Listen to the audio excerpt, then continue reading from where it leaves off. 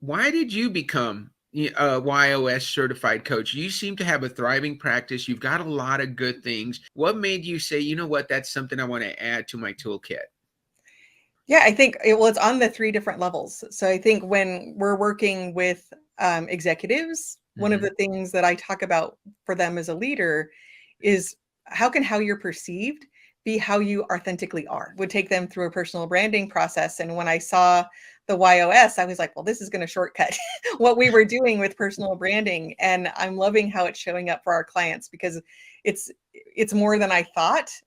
So yes, it's helping with their personal brand and how they're perceived, but we're also using it in how do they make decisions? Hmm. How can they make decisions faster if they're aligned with their YOS? I just had a conversation with a client this morning who was saying I was observing him in a meeting yesterday, and Uh-huh. it didn't go well. And I said, okay, well let's see his why is makes sense. And I said, let's see what didn't make sense about what happened yesterday. Like Hmm. why were you struggling with it? And it was just another way that he could use it and apply it.